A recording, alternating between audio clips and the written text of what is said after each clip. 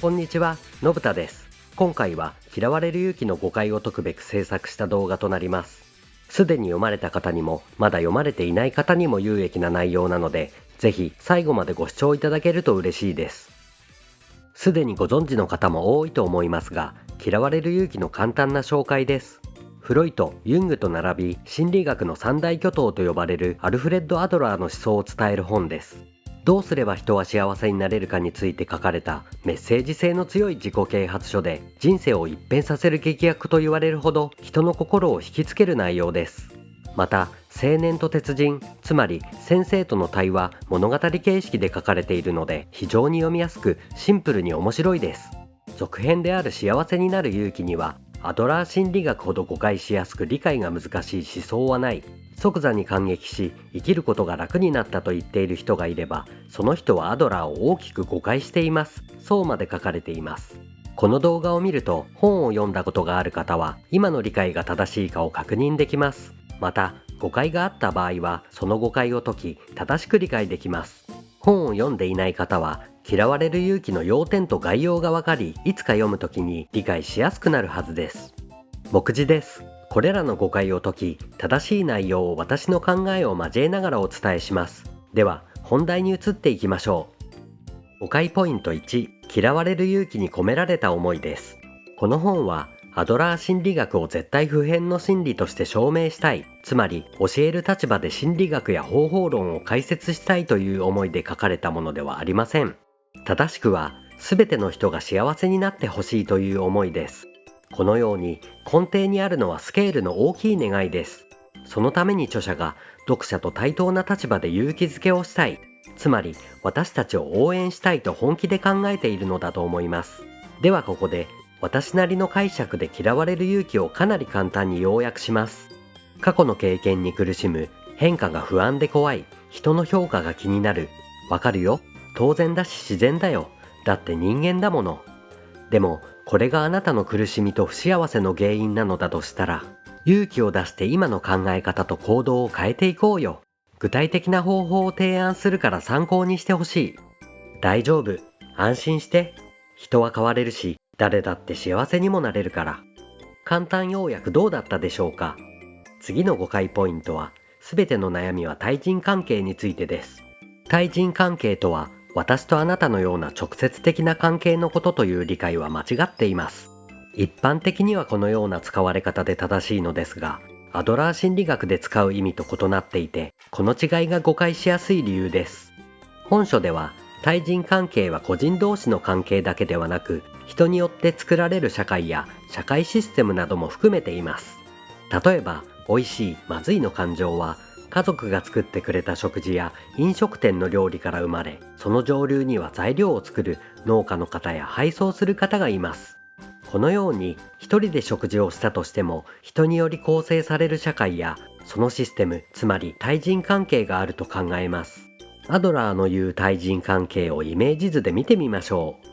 私やあなたなどの個人がいて、個人同士の関係が生まれ、それが集まって集団ができ、そこに大きな社会が作られます。社会の中から様々なシステムが作られ、個人を含む社会全体が社会システムの中で生きることになります。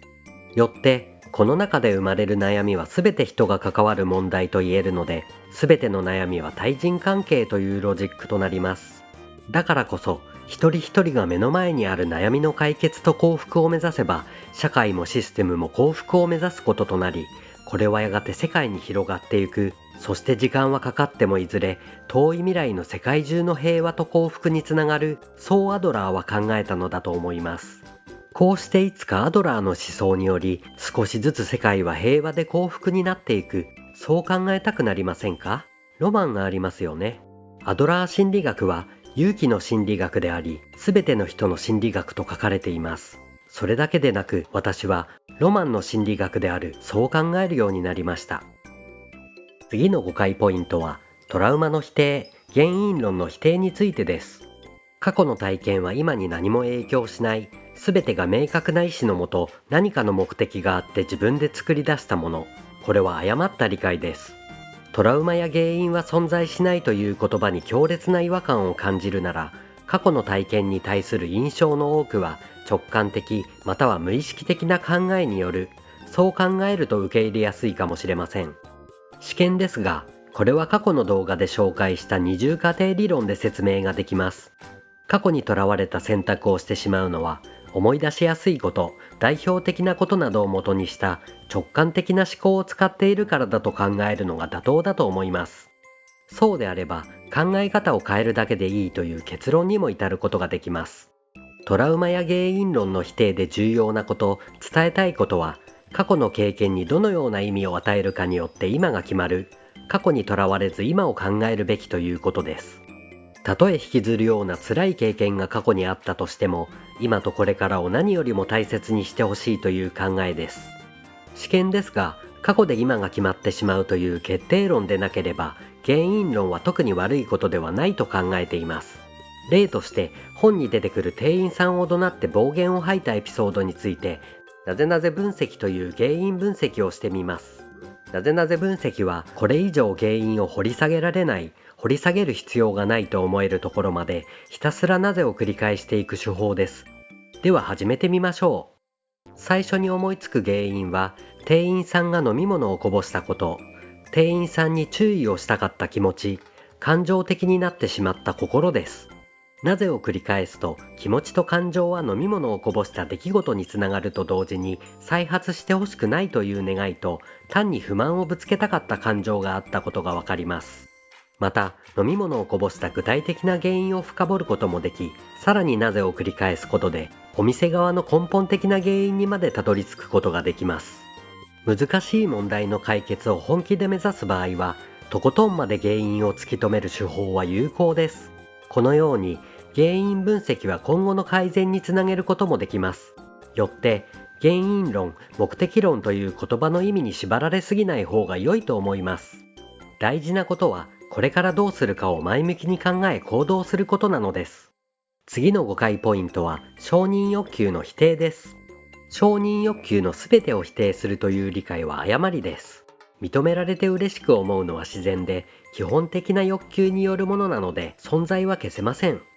正しいのは承認を求めることを否定するです。自分の選択や自分に対する価値判断を他者の承認や評価に委ねるのは不自由だからです。次の誤解ポイントは、褒めることの否定です。褒めてはいけないを何も言わない、反応もしないと理解するのは間違いです。褒めない代わりに感謝の言葉を伝えるのが良いとされています。私の推奨は、自己評価を促す言葉を伝えることです。人には個性があるので、相手に適した言葉や態度で伝えると良いでしょう。次の誤解ポイントは他者貢献です。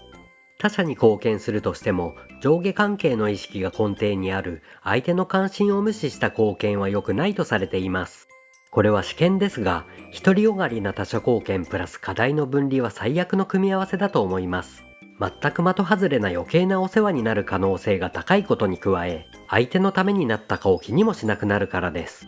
正しい他者貢献は、意識が対等で相手の関心に関心を寄せた貢献です。こうして初めて貢献できたかの判断を相手の課題として分離することができます。最後の誤解ポイントは、アドラー心理学は絶対不変の心理かについてです。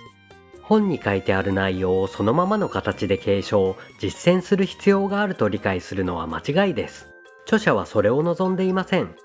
その人に合った形やその時々の時代に応じて更新すべきとしています。アドラー心理学を正しく理解した上での自己流アレンジは自由です。最後に私から皆さんへ送るメッセージです。時を超え、場所を超え、名前も顔も知らない私たちの幸せを願った思いは今、私たちに届きました。これを受け取った私たちが何を思い、どう行動するか、それは私たち次第、私たちの課題です。共に幸せを目指して歩んでいきましょう。以上です。ご視聴ありがとうございました。チャンネル登録、グッドボタン、コメント、お待ちしております。